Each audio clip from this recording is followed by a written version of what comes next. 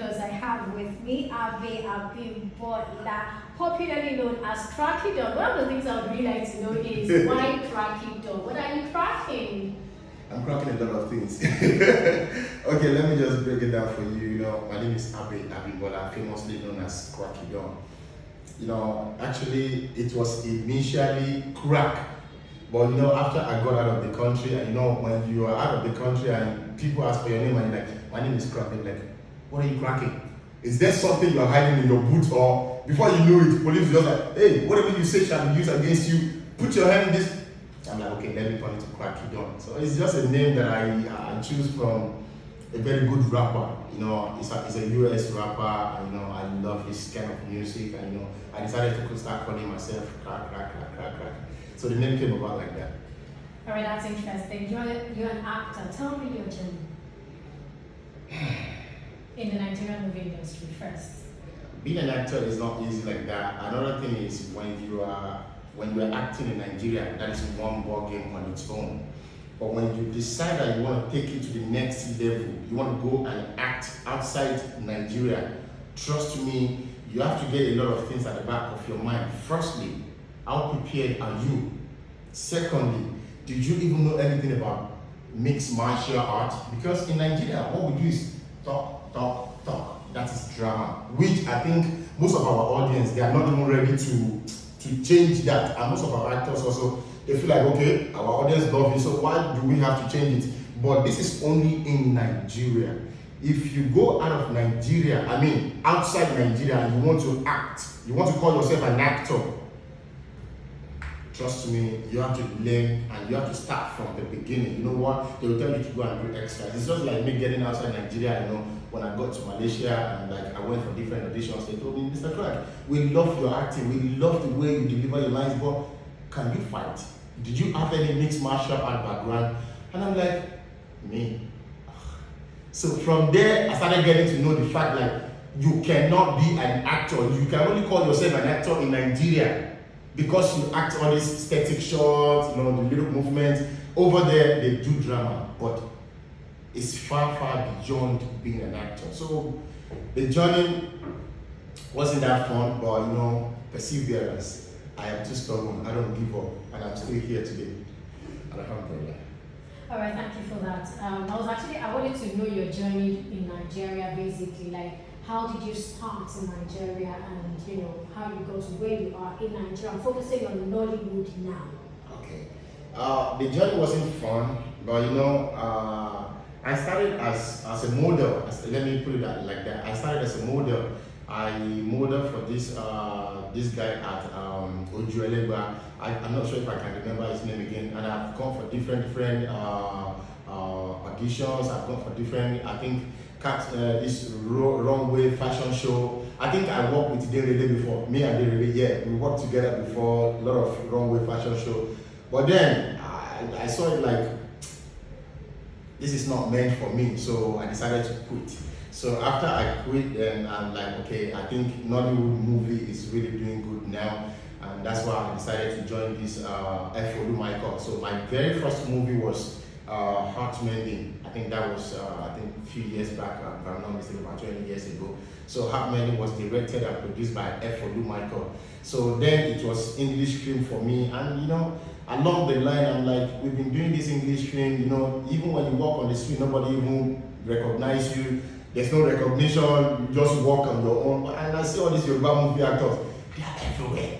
And I decided, I said, okay, I need to join the Yoruba movie industry. So when I joined the Yoruba movie industry, my first production, because it's not really easy like that when you are new and you want to do something, they're like, okay, you have to do extra, all this stage performance. They tell you to go and do stage performance. I'm like, how long am I going to be doing this? Back then I was a little bit, this small big boy there. Then we decided to produce a movie. So from producing this movie, then from there people started calling us American Lollipop, ladies perfume, things like that. The journey was actually bigger than this, but I just had to cut it short a little bit. All right, that's interesting. I figured that you tried Bollywood. Tell us about Bollywood. What happened? It's not only Bollywood. I'm in Bollywood. It's not as I tried it and I succeeded. I tried it, and Chinese, no, Telugu, Tamil. So that's like we have like 6 or even more than 6. And trust me, as we speak, I have worked with every one of them. From Bollywood to there's Bollywood, there's Tamil, there's Telugu, there's Chinese movie, there's local Malaysian movie, there's local Malay movie, which I have worked with every one of them. But just like I said before, the journey wasn't easy like that. You know, when I started with them, I went for an audition, and you know, they told me, you're good, but you need to learn mixed martial arts or you do silat. So from there, I'm like, okay, I think I'm never too old to get into this game as long as I have passion for this game. So I went for silat. Silat is this kind of movement, and you know, you do it like, it's not like normal fight, it's not mixed martial arts. It's a kind of fight that, you know, you pay a lot of ornaments, you pay a lot of, that's like respect before you fight someone. We don't fight to attack, and we don't get aggressive. We only fight to defend ourselves. Like, okay, when you try to attack me, there are so many ways I can bring you down, even still kind of being respectful to you. So until I got all this experience, then I started posting some of my fights, some of my choreographs with my colleagues, and you know, from there till this moment, I think I've got a lot of jobs waiting for me outside Nigeria. That's interesting. So that's the power of social media. You want to attest to that? Definitely. You know, whatever we're doing these days is all going down on social media, because if you're not considering social media, they just don't tell you, bro, you're not school. So we have to consider that. Very important. Okay, so which would you call your biggest movie in Nigeria? I don't have to think twice, because BlackOut was actually produced, and you know, like I usually tell people, BlackOut is not a project. It's not a movie for me. BlackOut is a mindset of, it's a heartbeat of so many Nigerians. Because when we're talking about BlackOut, you and I will both understand the meaning of BlackOut. BlackOut is what we've been hearing up NEPA. We've been hearing up NEPA since we were born until this moment. It's still about up NEPA. Why is it like that? So this project is not just a project for me, it's my baby. So I call it my baby, so it will remain the biggest project of my life. And for the fact that it's my debut movie in the cinema, you know, shooting into the limelight, to the next level of my life. I've done a couple of movies in Nigeria, I think over 150 movies in Nigeria. So coming back to Nigeria, producing this BlackOut, the movie, you know, it's not just a project for me. And alhamdulillah, I took it to the cinema, the love was overwhelming, so I'm good. You mind talking about the numbers? From the cinema, right? Yes. Don't let me disclose that. But I made a lot of money. You've broken even. Alhamdulillah, I made something good. You know, not bad, considering the first movie in the cinema.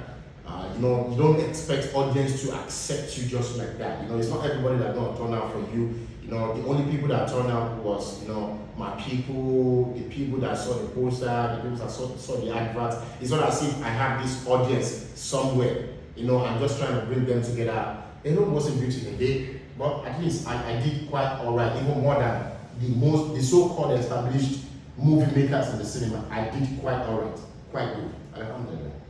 Alright, so apart from this BlackOut, is there a follow-up to BlackOut? Because you're saying it's your baby, it's a project, it's something you're really interested in. You already sound like someone who doesn't just make movies to entertain. You want to change things, like a social campaigner or something. Yes. Actually, just like I told you, BlackOut is just for me to establish myself in the cinema world. Because when you're talking about filmmaking, when you get to the cinema, it's another world out of the movie industry. When you're producing a movie and you're putting it on YouTube or all this blah blah blah, you are not. That is one stage. Another stage is where I am right now, and you know, trust me. After this BlackOut is gone, you know, at least I have proven myself to people that okay, this is what I can do. And what I'm coming up with next now, I think I'm gonna be launching it with IBrandTv, and that is. You want me to disclose the title of the working title, not the title. So the working title is gonna be BC.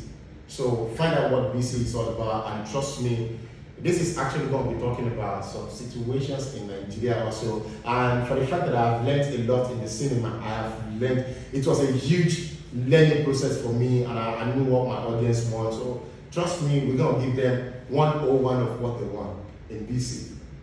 That's interesting. Let's talk about BlackOut. So what about the cast? Who are the people we have on that project? We have a lot of people, we have a lot of cast in BlackOut. We have the likes of Shegun Arinze, your Mogaji, Morphy Afolabi, and your large Shotayo, a whole lot of them like that, you know. Myself, I come first anyways. Abbey Abimbola. Let's talk about the Nigerian film industry. Since you started 20 years ago, right? Yeah. Okay, so what